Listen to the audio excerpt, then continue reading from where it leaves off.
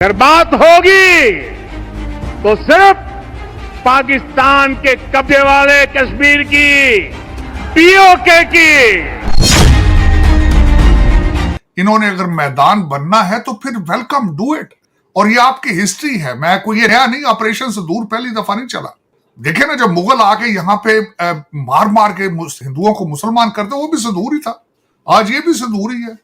Science और technology Quranic wisdom है। इल्म हासिल करो, चाहे चीन जाना पड़े।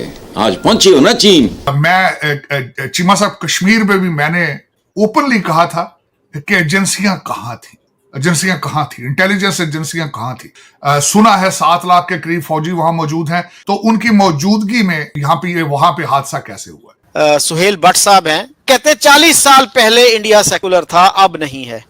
और भाई अगर मोदी जी के आने से सेकुलरिज्म खत्म हुआ तो उसको तो 11 साल हुए हैं, तो 40 साल पहले इसका मतलब कांग्रेस के दौर में ही सेकुलरिज्म खत्म हो गया था उधर।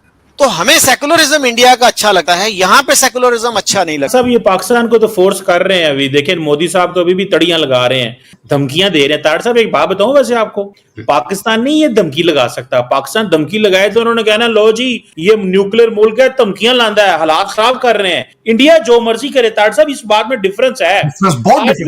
एक सवाल और इसमें ऐड कर ले। आज भी सागडार कह रहे थे हम भारत से बात करना चाहते हैं, वो बात ही नहीं करना चाहते।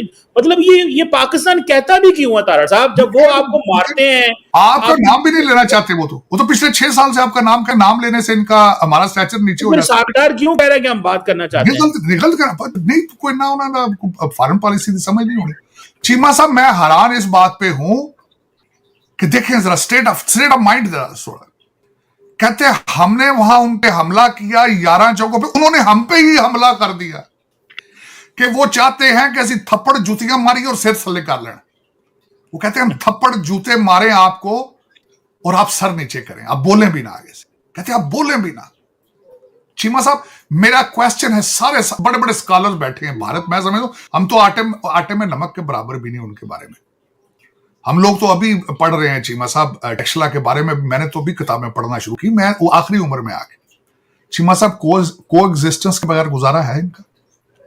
ये किस पॉलिसी के जरिए 25 करोड़ मुसलमान, ये भारत के अंदर पाकिस्तान बनाना चाहते हैं? ये वो 25 करोड़ लोगों को किधर निकालोगे? क्यों सुबह शाम उनको थप्पड़ मार मार के कहते हो कि अपना सर्टिफिकेट निकालो, भारत अपनी जेब से निकालो कि तुम वफादार हो? कश्मीर आप रखना चाहते हैं, कश्मीर आपका है, लेकिन आप कश्मीरियों को पसंद नहीं करते। आप चीमा साहब, आपकी कौन सी अदालतें हैं जो विजय शाह के लिए डिफरेंट स्टैंडर्ड है, वो प्रोफेसर महमूदाबाद के लिए डिफरेंट स्टैंडर्ड है आपका? विजय शाह जिसने एक कर्नल जो यूनिफॉर्म में है उसको दहशतगर्द की बहन बना दिया है, उसके लिए अदालतों का स्टैंडर्ड ही अलग है, उसको कोई पूछता नहीं। ये कैसा डबल स्टैंडर्ड? आपका क्या ख्याल है वो 25 करोड़ या 20 करोड़ मुसलमान जो इस वक्त उनकी फीलिंग्स क्या? जरा पूछे, कभी उनसे भी तो पूछे यार, are you happy here? Are you, ये महमूदाबाद जो केस है, व्हाट आर योर फीलिंग्स? उनसे ये तो बार बार पूछा जाता है ना कि सर्टिफिकेट निकालो, तुम वफादार हो, तुम यहां किस तरह रहना चाहते हो इस मुल्क के अंदर? उनसे ये भी पूछा what you think about Vijay Shah and what you think about Mahmudabad, the lecturer, the professor. उनको ट्वीटें उनके सामने रखे, मैंने बार बार उनको ट्रांसलेट करके पढ़ने की कोशिश की चीमा साहब, फिर स्टेटमेंट देखी विजय शाह की, उनकी स्टेटमेंट क्या है। लेकिन बस ठीक है, लेकिन अगर आप भारत के अंदर पाकिस्तान बनाना चाहते हैं, बस हद शौक बनाए, आप मारे जूते उनको। मजबूरी, उनके पास चॉइस क्या होगा? जब एक कौम को किसी को रिलीजियस टॉलरेंस के बगैर आप चोक करेंगे, अल्टीमेट उसका रिजल्ट बता देंगे, आज नहीं 50 साल बाद बता दिया क्या रिजल्ट होगा उसका। आप कश्मीर रखना चाहते हैं, लेकिन कश्मीरी निकल के भाग जाए वहां से, और घर वापसी कर लो, मारो जूते इनको ले जाके मंदिरों में कन्वर्ट करो इनको। मैं तो कहता हूं, मैं कौन सा माइंड कर रहा हूं इन चीजों को? अगर मुगलों ने किया है सारा कुछ, आप भी कर लें। अगर this is what pleases you, do it. If you can do it. आप कोशिश तो कर रहे हैं, लेकिन स्पीड अप करें। मैं जिक्र करना चाह रहा हूं, अभी मैंने और अरविंद ने एक डिबेट में हिस्सा लिया। सुहेल भट्ट साहब हैं, तो इंडिया को धमकियां दे रहे थे और कह रहे थे हिंदू बनिया जो है हमारा पानी बंद नहीं कर सकता, और हमें जो है ना हथियार निकालने चाहिए, और जितने डैम हैं उनको निशाना बनाना चाहिए। तो हमने अगर इंडिया के 10 शहरों को टारगेट पे ले लिया, न्यूक्लियर टारगेट पे, तो सारे इन्वेस्टर भाग जाएंगे और ये हो जाएगा वो हो जाएगा। मैंने भी उनसे बड़ा रिस्पेक्टफुली कहा, मैंने कहा सर आपके जो आप कहते हैं कि आप लिबरल हैं, सेकुलर हैं, लेकिन आपकी जो बातें हैं, आपके आर्ग्यूमेंट्स वही हैं जो जमात इस्लामी वाले देते हैं।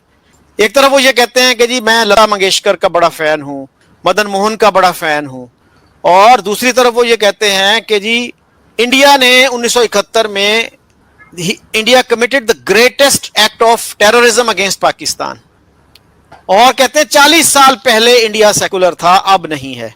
और भाई अगर मोदी जी के आने से सेकुलरिज्म खत्म हुआ तो उसको तो 11 साल हुए हैं, तो 40 साल पहले इसका मतलब कांग्रेस के दौर में ही सेकुलरिज्म खत्म हो गया था उधर। तो हमें सेकुलरिज्म इंडिया का अच्छा लगता है, यहां पे सेकुलरिज्म अच्छा नहीं लगता। इस बात को बिल्कुल बिलीव नहीं करना चाहिए। इनके एक्शन पे, इनकी बातों पे, इनकी ट्वीट्स के ऊपर अगर आप देखेंगे तो आपको पता लगेगा कि ये वो लोग हैं जिनको मौका लगे तो हर एक का सर तन से जुदा वाली पार्टी है ये, और इससे नीचे ये नहीं सोचते। तो अनफॉर्चुनेटली पाकिस्तान की सोसाइटी बनाई ऐसी गई है। पाकिस्तान में कभी जुल्फिकार अली भुट्टो आके अहमदियास को काफिर बना देते हैं, तो कभी ज़िया-उल-हक आके पूरा माशरा जो है वो कहते हैं जी इस्लामिक है। बीच में शॉर्ट टाइम के लिए जनरल परवेज मुशर्रफ है, मैं कोई मुशर्रफ की फैन नहीं हूं, लेकिन थोड़े मॉडर्न आदमी मुझे लगा कि वही आए थे। उसके बाद अभी तक देख लीजिए इमरान खान आते तस्वीर घुमाते हैं। भाई ना आप इकोनॉमी पे काम करते हैं, ना आपके यहाँ माइनॉरिटी महफूज है, आपकी माइनॉरिटी का आपने जो हाल कर रखा है, हर चीज में आप जो है वो कुरानी आयात और इसी किस्म की चीजें आपके आर्मी चीफ तक पढ़ के बताते हैं। फिर वो कहते हैं कि जी 2 नेशन थ्योरी की बात, अब 77 साल के बाद आप फिर 2 नेशन थ्योरी की तरफ चले गए कि हिंदू मुस्लिम साथ नहीं रह सकते। इसका मतलब ऐसी वजह से आपने सारे हिंदू यहाँ पे खत्म कर दिए क्योंकि आप उनके साथ रह नहीं सकते। जब इस पे बात करें तो फिर वही आ जाता है कि ये तो कंट्री के खिलाफ बात करते हैं, ये तो ऐसे बोलते हैं। सर कुछ नहीं हो सकता हमारा मतलब जिसे कहते हैं ना, हमारी कोई चीज सही होने की तरफ मुझे तो जाती हुई दिखाई नहीं दे रही। तो यही है ना जिसको कहते हैं ना सेल्फ राइचियसनेस, के हमें अपनी मॉरल सुपीरियोरिटी का बड़ा जोम है कि हम अखलाकी तौर पर पूरी दुनिया से बेहतर हैं।